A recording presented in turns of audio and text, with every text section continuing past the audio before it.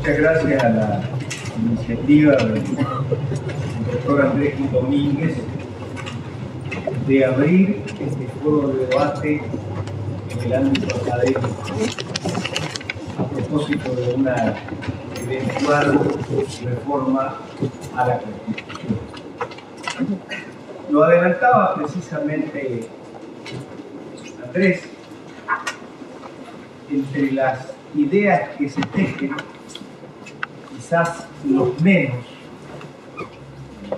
que podrían calificarse como quienes abogan por la reforma constitucional, sostienen la conveniencia de modificar nuestro sistema presidencialista para pasarnos al parlamentarismo.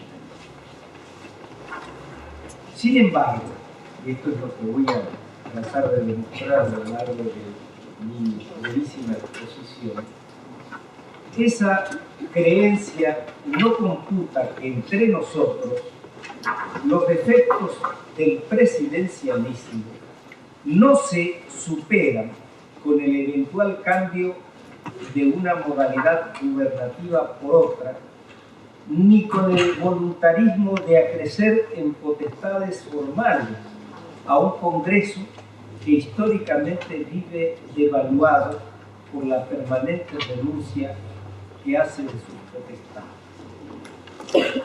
En vista de esta todavía quizá incipiente polémica, pensé en un ejercicio inverso al que alguna vez y con acierto metodológico repusiera Pirén cuando apelaba al método de supresión mental hipotético para explicar una situación. Bueno, yo como no soy Pirén, apelé al método casero de adición mental teórica, a fin de indagar cómo podría ser ese mentado parlamentarismo en la Argentina. Y por supuesto, tomé discrecionalmente algunas de las notas esenciales del parlamentarismo, combinándolas con experiencia criolla y reflejando en tal miscelánea en el espejo de las realidades argentinas. En ese desarrollo, o a partir de ese desarrollo, aventuro el probable resultado de este paradigma de cara a las matrices que estilamos para concluir que la instauración del parlamentarismo en la Argentina tropezaría con débitos culturales de muy difícil superación. Es sabido, por ejemplo, que en los sistemas parlamentarios el Ejecutivo admite un desdoblamiento en dos jefaturas, y una de ellas, vamos a tomar en este caso la del primer ministro, es quien tiene a su cargo el ejercicio de la función gubernativa propiamente.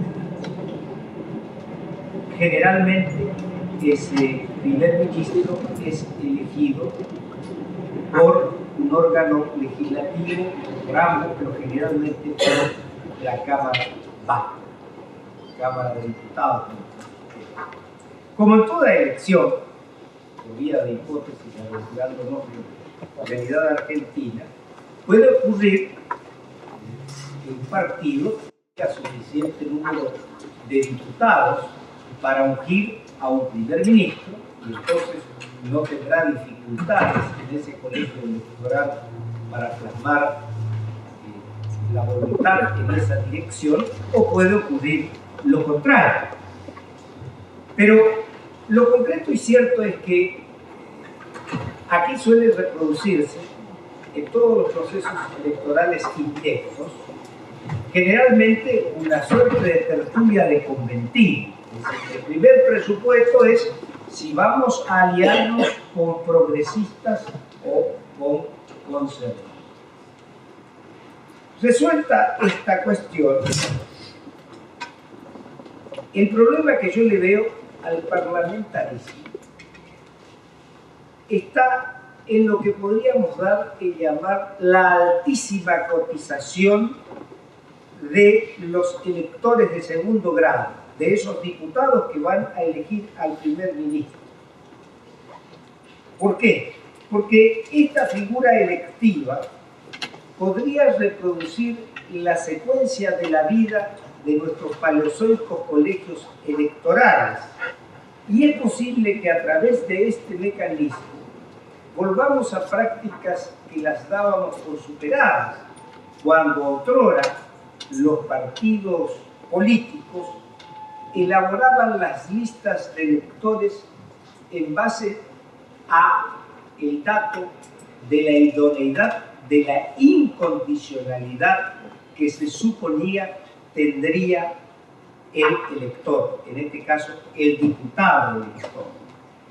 Si en el presente no es novedad alguna que hay expresiones que se valen de la democracia del dedazo para imponer candidatos, no habrá que forzar mucho la imaginación para suponer que la eventual instauración del parlamentarismo podría energizar la presencia de viciosas prácticas como las que termino de apuntar.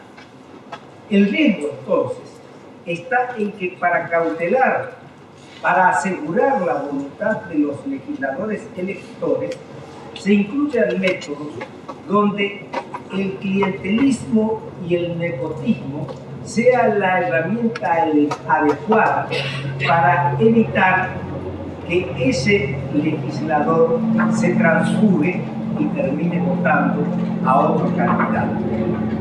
Claro, entonces la elección acá tendría un primer sedazo, pero a diferencia de nuestros vetustos colegios electorales, donde el elector concluida su cometido con la votación del candidato presidencial, aquí el elector seguiría en la función pública porque se trataría de un diputado. Otra cuestión no menor es el hecho de que tenemos en el sistema vigente en la República Argentina y particularmente en la Cámara Baja, diputados bonificados. ¿Por qué? Porque la Constitución dice que los diputados se eligen en relación a la población de cada distrito, pero una viciosa práctica que viene desde hace muchísimos años establece una cantidad mínima de legisladores a cada distrito, con lo cual se ha llegado a un resultado en el que hay provincias sobrerepresentadas y provincias subrepresentadas. ¿En qué medida, más allá de la contradicción con la Constitución vigente, esta modalidad repercute? Bueno, este no es un dato menor. Si la composición de una Cámara está inflada y a la vez deprimida, esa irregularidad sistémica de la representación distrital repercutirá decisivamente sobre los resultados de la elección del jefe de gabinete, con favorecidos y perjudicados por tan seria anomalía funcional de la estructura política. Y, lo que es más grave, con déficit representativo para quien así resulte proclamado. La tercera preocupación es de naturaleza judicial, es de alta política y conlleva un interrogante.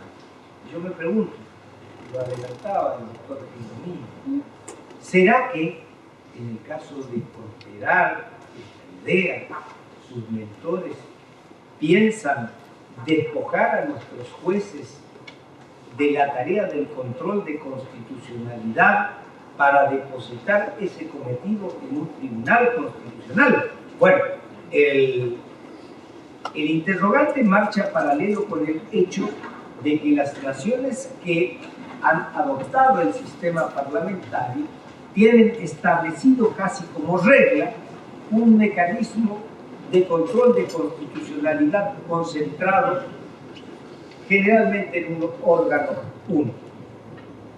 Y yo creo que, no lo digo solo como hombre del interior, sino como argentino.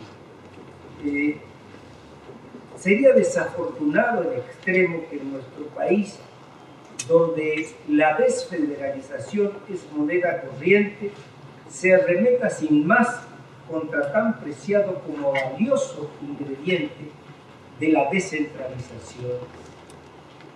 Validaré mis dichos con un solo ejemplo.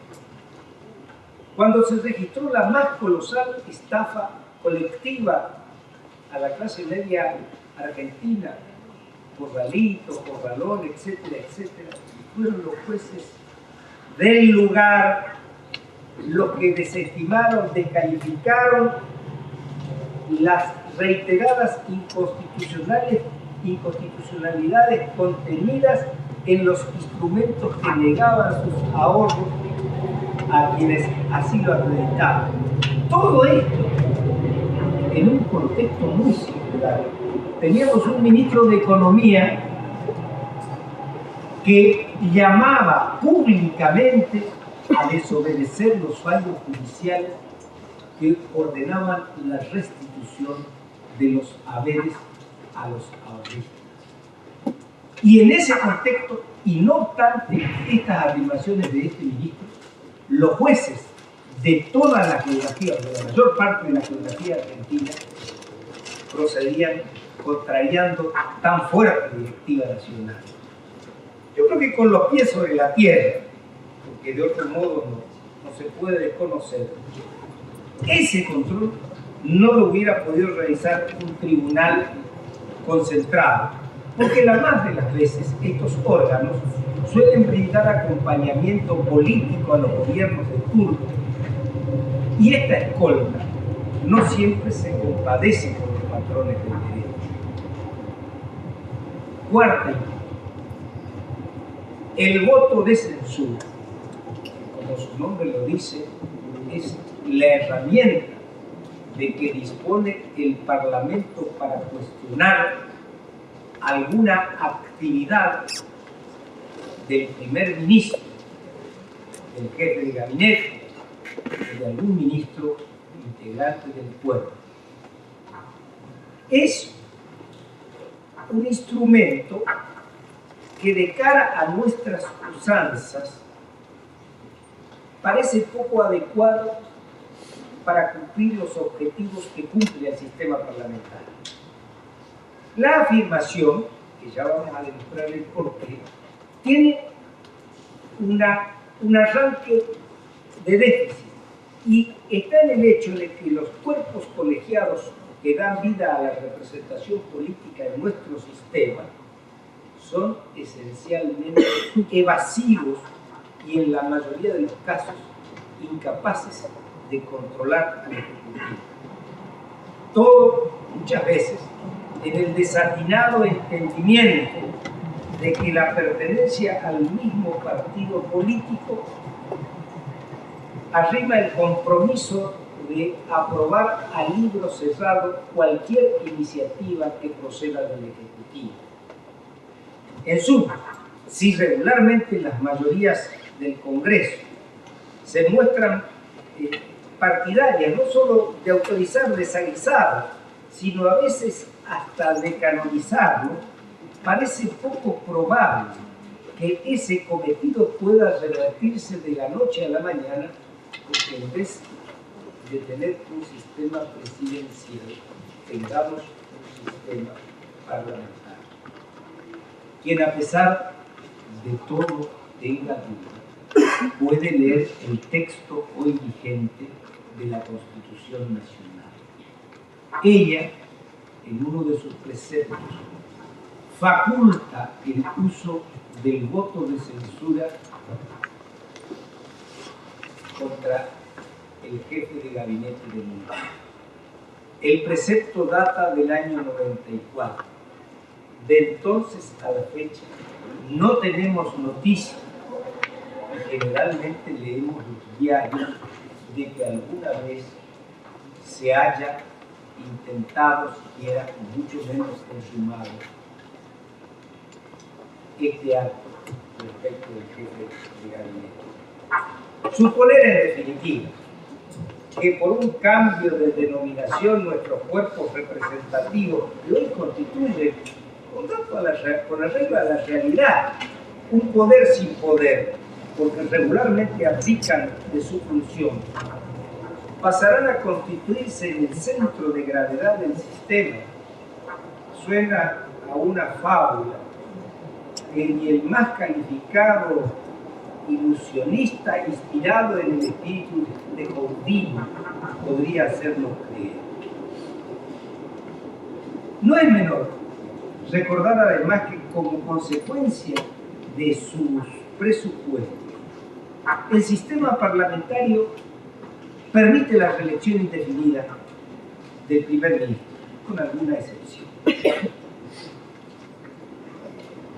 En este tema, en el de la reelección, tenemos que recordar que el constituyente del 94 ha sido en extremo generoso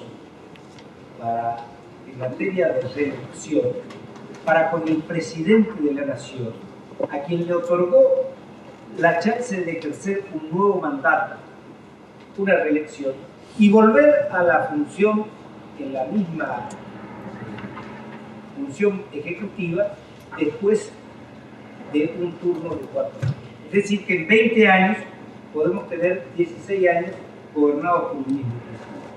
Pero como esta figura no ha sido suficiente, tenemos al menos 3 provincias de la República Argentina que en una afiliación de contornos autoritarios que seguramente revelan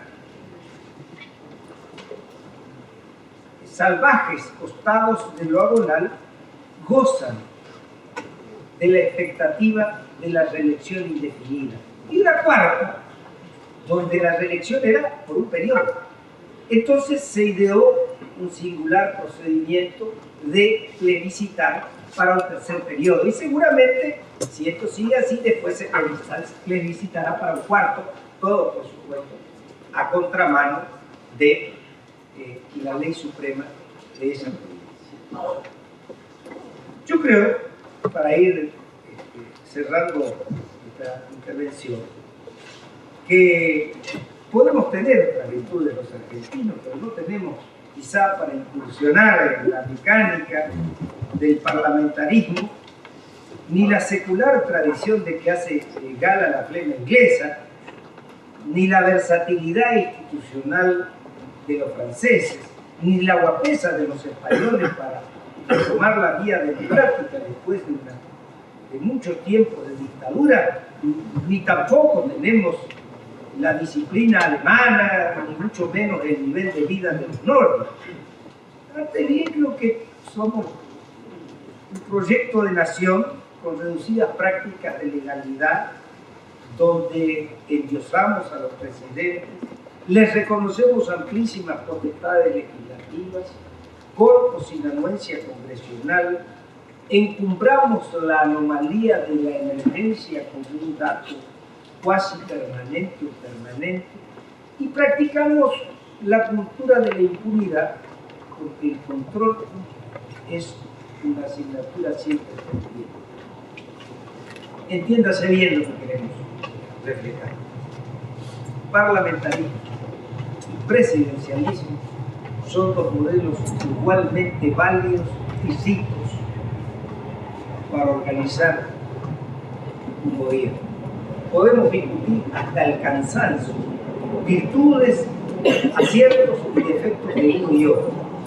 Lo que creo no podemos hacer, al menos si queremos proceder responsablemente, es subirnos al carro del facilismo en la suposición que un cambio de normas institucionales podrá hacer que vivamos mejor, porque una constitución se reforma con un objetivo central, que la sociedad destinataria de ella viva mejor. Y no creo que por este cambio organizacional vivamos necesariamente. Muchas gracias.